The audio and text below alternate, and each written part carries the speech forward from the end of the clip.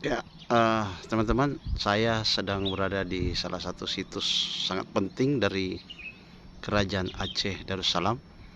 Namanya Kompleks Makam Potoraja. Situs ini berada persis di kawasan Sungai Neng, ya, Krung Neng. Krung Neng ini adalah tokoh historis yang ada dalam sejarah Aceh berkaitan dengan pasukan angkatan laut dari dinasti Song sekitar abad 12 Masehi yang datang ke Aceh untuk menaklukkan beberapa kerajaan lokal saat itu. Nah, tapi tinggalan ini tidak berkaitan langsung dengan Krung Neng, teman-teman. Makam Potoraja ini berada di aliran Sungai Krung Neng. Nah, di sini tinggalannya luar biasa. Ada struktur atau semacam dinding kuno yang didirikan oleh Kerajaan Aceh abad-abad 16, ya, 16, kira-kira era Al-Kahar. Itu adalah dinding luarnya, semacam dinding benteng tinggi dulu.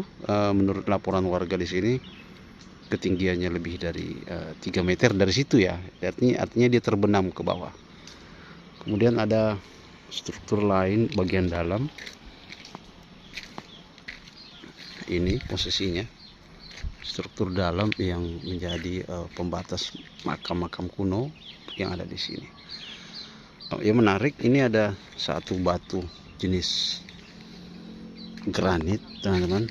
Nah, batu granit ini dari sisi bentuknya Anda bisa melihat kemiripan dengan makam yang ada di Barus, situs Tangga Seribu, ya, kalau nggak salah namanya. Nah, coba lihat bentuknya, bagian atasnya itu seperti piramid. Anda bisa men-searching di internet untuk melihat bentuknya. Kemiripannya ini sangat dekat gitu, identik. Nah, ini ada strukturnya, masih ada teknologi semennya, semen kuno yang dulu ramai digunakan oleh Kerajaan Aceh dari abad 16 sampai abad 19, ya.